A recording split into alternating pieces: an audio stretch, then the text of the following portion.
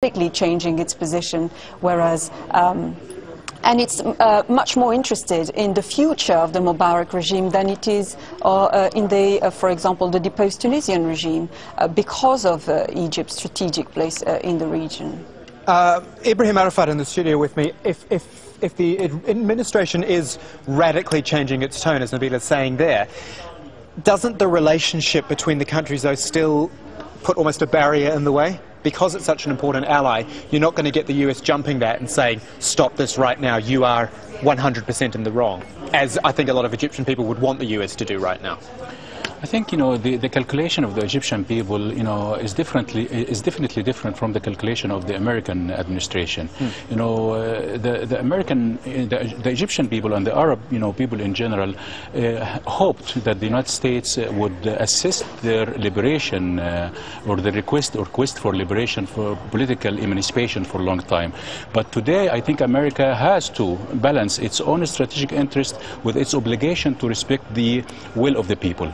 This is not going to be easy, given the complexity of the Arab-Israeli conflict, which is going to appear later on as one of the decisive factors in developing the American strategy towards the democratic revolution that's going on now in the Arab world.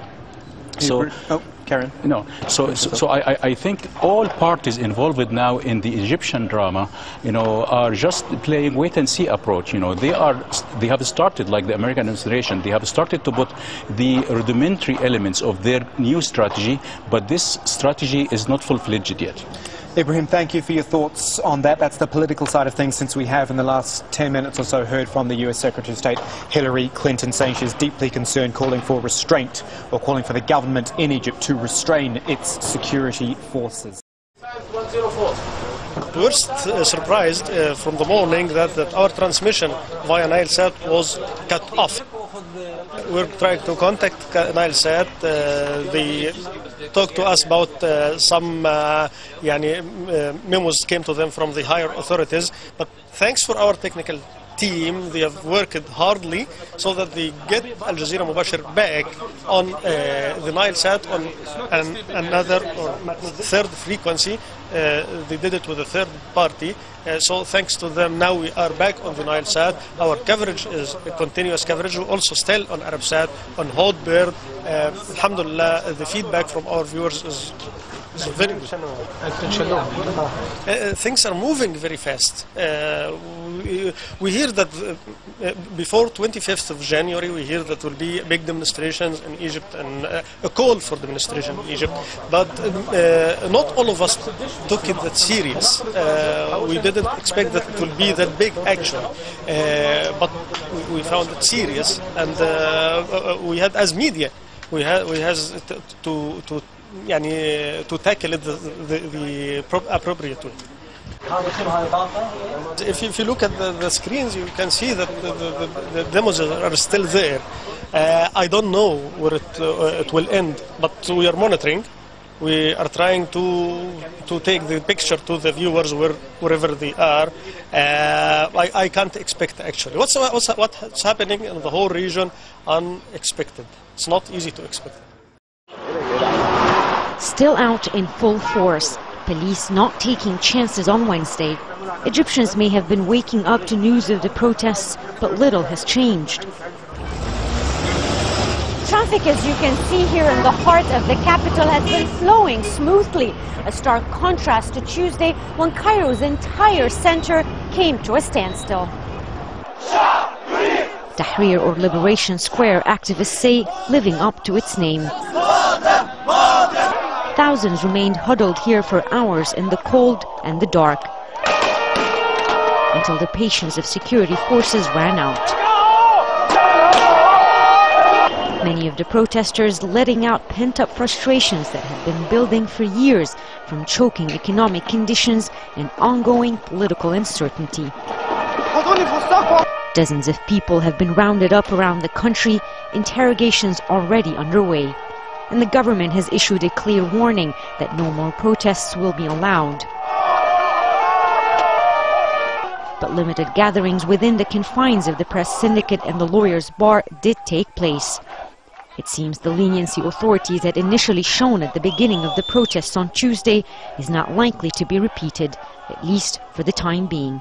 Rawi Rageh, Al Jazeera, Cairo. You can see the comments of the senior ruling party official. He seemed almost shocked and surprised and saddened. They didn't see this coming. And it's clear they don't really have a strategy. He said they must have known for so long that this is what the people felt. Maybe they didn't know the level of anger, but they must have known that the people felt like this. Yeah, but there's always been a disconnect between the level of frustration that Egyptians have and their ability to translate that into street action. Because Egyptians have been angry for a long time now. It didn't just start a week ago, no. But they've never been able to bring this many people out into the streets and sustain it over a period of time. That part of it is new, and it's a very interesting question of what changed to make that possible this time around. And I think we go back to the regional dimension where Tunisia really played an important role. Sorry, just looking at these pictures, Shadi, it's chaos. Even when you're not seeing, there's the riot police there coming into the top of frame there, but it is absolute chaos there. I wonder if even the protesters thought it would get this big, because they know they're coming up against a strong security force, but by and large they seem to have overwhelmed it. Yeah, it really is incredible. I can see you're a bit lost for words, and fair enough too, because I think we're all quite amazed at what we are seeing here. We're sitting thousands of kilometres away, as I said, but the pictures do tell the story, don't they? Some of the latest pictures came in from Cairo, and let's look at Suez. Talked you through some of these pictures early today. I want to do it again, actually, with Jamal El-Sheikh, who's on the line there. Jamal, well, actually, no, what's happening right now? Then we'll talk through what we saw before. But what's happening right now? Jamal, the situation is probably chaotic is the best way to put it. Protesters have literally taken over the center of the town, or the city, a place called Al-Arba'in. They've surrounded the police station there. Some of those who've been detained over the past 48 hours have been freed. Several armored vehicles have been set alight or taken over, thrown on, tipped onto their sides. It's just getting from bad to worse as far as the security services here are concerned. And as far as the protesters are concerned, they tell me they were pushed to this. We saw the demonstrators begin what was a peaceful demonstration, and it was only when they were confronted by large fire engines which tried to ram through these crowds that things turned to the worst. And these pictures which we're looking at right now, just earlier, Jamal, we've talked the viewers through them again. I think we should do it again, before we should do it again. That line of police that was there, I think you said in one of your earlier reports that 4,000 extra troops were brought in, was that right? Yes, 4,000 extra troops were brought in Friday morning. That's to add to the several thousand that were already present in Suez. But that seems to have done little, because exactly the point. Sorry, Jamal. Exactly the point I wanted to make, because the pictures, you're not seeing them just now, but the pictures, the police are actually surrounded by the protesters. It's extraordinary. Well, I guess the best way to put it is that, well, if the police have recruits, then so do the protesters, because I've been following the demonstrations here over the past 48 hours, and they haven't even been a fraction of the size that we've seen today on Friday. So the call that has been made for Friday to be a day of rage has definitely been heeded by the locals here. Further to that, the fact that all communication has been cut off seems to have done little to deter these people from meeting. If anything, probably people gathered because they couldn't call each other on the phone or couldn't contact each other via the internet, and decided to all gather in one place. I was saying to Shadi Hamid in the studio before, Jamal, that I wonder if the protesters are even surprised themselves that this has gotten so big. What feeling do you get? Definitely, there is an element of surprise, but we have to bear in mind, at least according to the people I've spoken to, this isn't an overnight turn. They say this is 30 years of pent-up frustration and anger against the regime that they say has driven them to poverty, has increased the rate of unemployment, is unprecedented, and above all has oppressed them politically according to their world. So it definitely has. I try to move away from the protest right now to get a better signal. However, it seems that the protest continues to increase, and I'm surrounded also by people. So it just shows you that this is increasing literally by the minute here. That's Jamal Oshel on the line from Suez. Thank you, Jamal. Looking at... Well, this is the live shot of Tahrir Square in central Cairo. Relatively peaceful scene compared to the one we saw on Friday. A curfew is actually in place for the capital, Alexandria and Suez, until 8 o'clock on Sunday morning, but it doesn't seem like anyone's in any hurry to leave. Earlier, state television quoted an army source who said anyone violating the curfew would be in danger. Now, the Defence Ministry spokesman has reaffirmed that, saying armed forces will act to ensure security. Well, desperate to restore a sense of normality, an army commander addressed the crowds.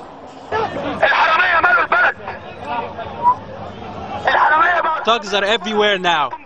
The corrupt businessmen are cowardly staying home. We headed downtown yesterday. Many honest men like you told us, help us.